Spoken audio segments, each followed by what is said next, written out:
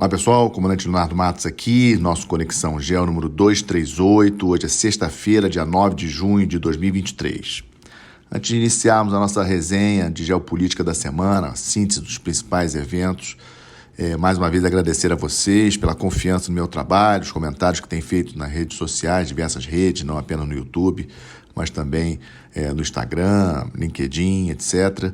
E pedir a vocês que me acompanham, não deixem de compartilhar o nosso podcast, nosso Conexão Geo, com seus amigos, para que a gente possa aí aumentar essa rede aí de contatos daqueles que acompanham toda semana o nosso podcast. Tema mais importante da semana, de longe o tema mais importante da semana, o ataque, a sabotagem da represa de Kakhovka, no rio de Dnipro, o rio mais importante da Ucrânia. Esse rio possui 6 represas importantes e a mais ao sul explodiu, né, rompeu a barragem essa semana. E, obviamente, o primeiro país a acusar a explosão e acusar a Ucrânia foi o primeiro, né, que acusou a Rússia de ter sido responsável. Lembrando que a Rússia controla essa barragem desde os primeiros movimentos do conflito em março do ano passado, né? Então, quais são as consequências imediatas? Além da inundação, milhares de ucranianos tiveram que deixar suas casas, a jusante, né, abaixo, né, da represa pela inundação, já que ela explodiu e a barragem, então água ali inundou várias regiões, prejudicando a questão da agricultura também e impossibilitando em toda aquela parte sul ali, a partir da jusante da represa, da barragem, até o delta do rio de Dnipro, qualquer operação terrestre. Então é impossível agora de um lado ou de outro, né? Nem a Rússia consegue avançar em cima dos ucranianos, nem os ucranianos conseguem avançar em cima do território ocupado hoje pela Rússia ali no sul da Ucrânia em função desse alagamento. Obviamente compromete a questão da agricultura e também reduz a quantidade de água para um canal que leva a água para a Crimeia. Isso é um dado importante. E para o resfriamento da usina nuclear de Zaporizhzhia, que fica acima dessa barragem, mas também fornecia água para resfriar os reatores e qualquer emergência com relação à usina nuclear de Zaporizhzhia. Essa água era importante. Bom, o que nós apuramos até agora?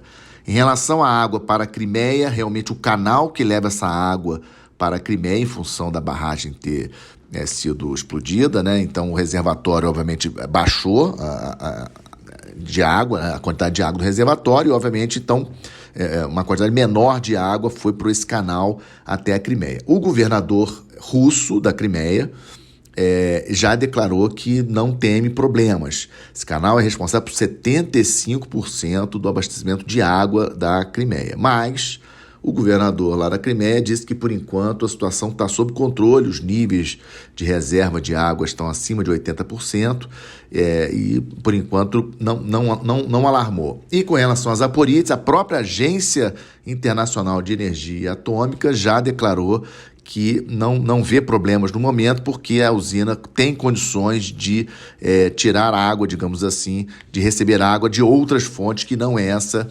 da barragem. Imediatamente foi convocada, a pedido da Ucrânia, uma reunião de emergência do Conselho de Segurança da ONU, que com acusações aí dos dois lados, Rússia acusando a Ucrânia acusando a Rússia, nenhuma coisa concreta. Com certeza, vendo as imagens, todos os especialistas militares com quem eu tive acesso, especializados nisso, já me afirmaram que isso foi fruto de uma explosão de dentro, ou seja, explosivos colocados dentro da represa. Não foi míssil, não foi nada de fora, não foi um drone que caiu ali, não foi um míssil lançado sobre a represa. Aquilo ali foi uma sabotagem. Foram colocados artefatos explosivos dentro da estrutura da represa, né, e foram detonados. Então, a questão que eu pergunto, né, a pergunta que vem agora é o seguinte: quem foi responsável? Né? Foi os russos ou foram os ucranianos? Se você acredita que a Rússia está em condições de fazer um novo ataque à Ucrânia ali pelo sul e aí a Ucrânia, com medo desse ataque, tem interesse de explodir a represa para inundar aquela parte sul lá. Lembra que aquela parte sul seria o caminho natural para a Rússia prosseguir o seu avanço de conquista dos territórios ucranianos em direção à cidade de Odessa, o porto mais importante da Ucrânia. Se você acredita nisso, que a Rússia tinha condições de fazer esse ataque, então foram os ucranianos, porque com essa inundação aí a jusante da represa, impossível qualquer operação terrestre. Agora, se você acha que a Ucrânia está realmente no início da sua contraofensiva,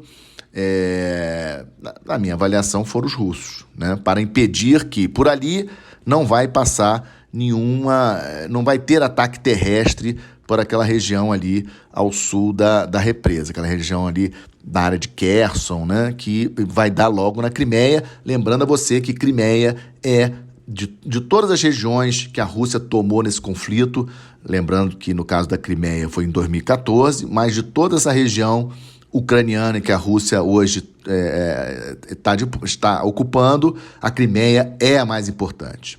Então, em função disso, hoje eu vejo a Rússia como responsável, pelos dados que nós temos hoje, eu acho que foi a Rússia responsável pela explosão da represa. Sem dúvida, o evento mais importante, é um ponto de inflexão, na minha opinião, porque abre uma possibilidade de outras represas também serem explodidas. E também abre a possibilidade da Ucrânia fazer o mesmo com represas russas dentro do território russo.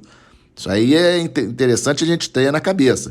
Ou seja, abriu-se aí uma nova possibilidade de, olha, então se pode atacar uma represa que implica em danos sensíveis ao meio ambiente, danos sensíveis aí a populações que são obrigadas a sair das suas casas, a agricultura da região, entre outras coisas, então também posso fazer isso no seu território.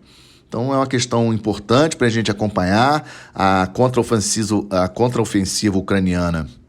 De acordo com o Ministério da Defesa da Ucrânia e presidente Zelensky, ela iniciou essa semana, não temos dados concretos, a Rússia diz que rechaçou, o ministro da Defesa russo já deu declaração que eles estão rechaçando bem os pontos de ataque da Ucrânia ali no leste, naquela região do Donbas.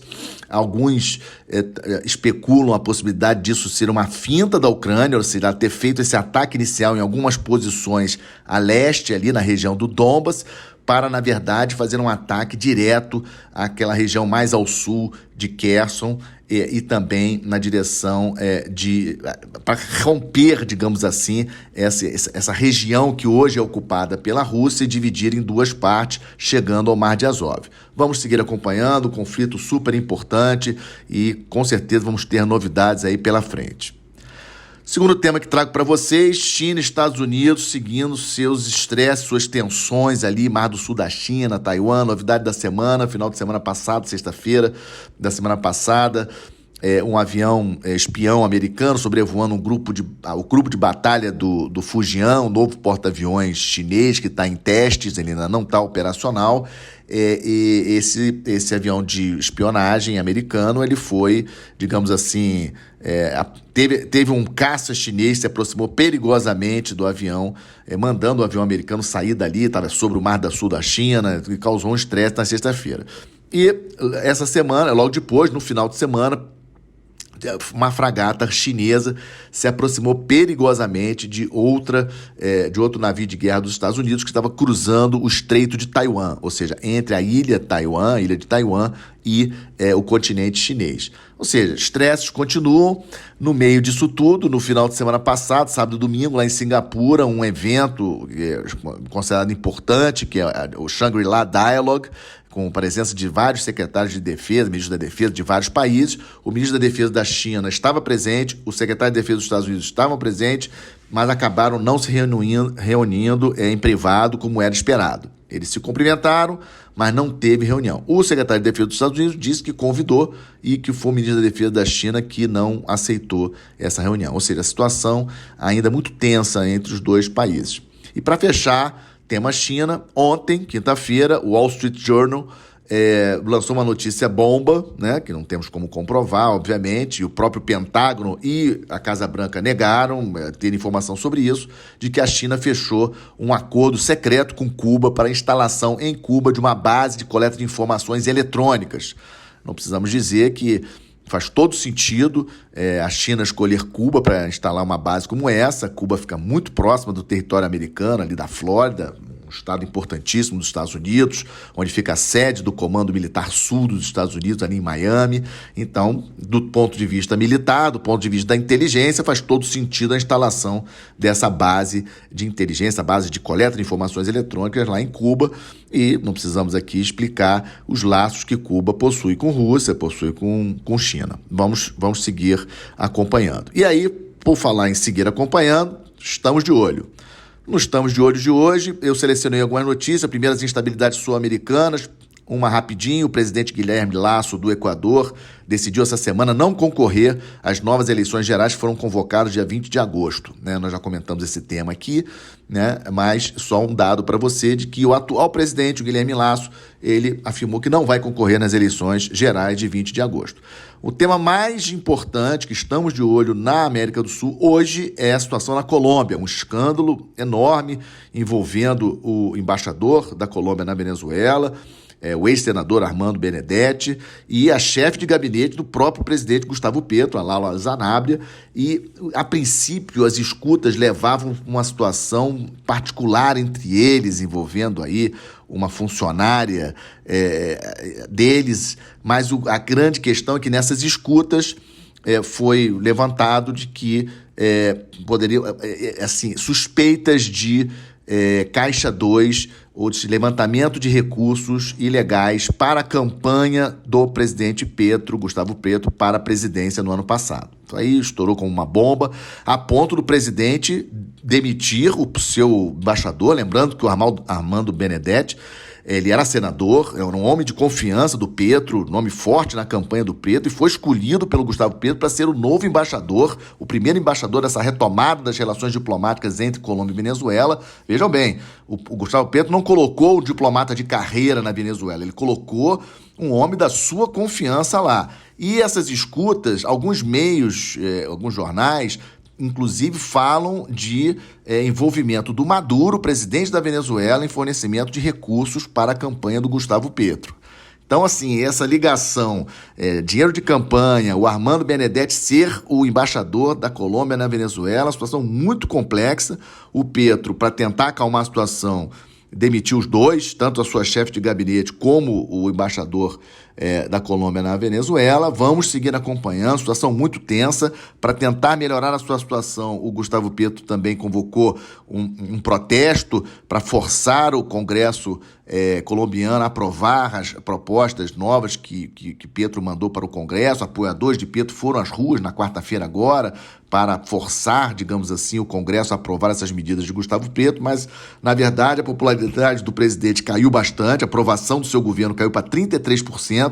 Estamos de olho, vamos acompanhar um tema importante. Guerra no Sudão, guerra civil no Sudão, nenhuma novidade. Os números atualizados da ONU indicam mais de 1,6 milhão de sudaneses que deixaram suas casas. 1,6, gente. 1,6 milhão de sudaneses deixaram suas casas, é a estimativa da ONU hoje, em função da guerra civil, que já matou mais de 800 pessoas, ferido mais de 6 mil, esses são dados da ONU. Irã, mais uma vez aqui nós estamos de olho, sempre acompanhando o que acontece ali no Oriente Médio, importantíssimo. Essa semana anunciou que está operacional o seu primeiro míssil balístico hipersônico, ou seja, de longo alcance e de altíssima velocidade, que sabemos que os mísseis hipersônicos eles são difíceis de serem interceptados. A defesa antiaérea contra mísseis hipersônicos é bem mais complicada. Então, essa notícia obviamente impactou aí a inteligência do Ocidente, querendo confirmar se realmente isso é verdade ou não, mas quis trazer para vocês, estamos de olho, estamos acompanhando. E a boa notícia, para fechar o nosso Conexão Geo dessa semana, como sempre falo, gosto muito de trazer temas que não são falados pela mídia de uma maneira geral. Neste domingo, dia 11 de junho, é celebrado o Dia da Marinha. E esse Dia da Marinha é celebrado 11 de junho em função da vitória do Brasil na Batalha Naval do Riachuelo em 1865, a mais importante batalha naval que o Brasil já participou diretamente, no momento em que o Paraguai tentava ocupar parte do território brasileiro, no sul do Brasil, e a vitória da Força Naval Brasileira, naquela ocasião, nessa Batalha do Riachuelo, foi fundamental, e aí a Marinha escolheu essa data do 11 de junho para celebrar o Dia da Marinha. Então, acho que é importante, as instituições do Brasil, como em qualquer país, precisam ser valorizadas. Muitos marinheiros, fuzileiros navais estão, nesse momento, dando as suas vidas pelo Brasil, expondo as suas vidas pelo Brasil em várias missões difíceis, tanto patrulhando a nossa Amazônia Azul, os rios brasileiros, rios fronteiriços com países com problemas e com perigos, como narcotráfico, etc., como é o caso da Colômbia, como é o caso do Peru. Então, rendo minha homenagem à Marinha do Brasil, dia 11 de junho, Dia da Marinha.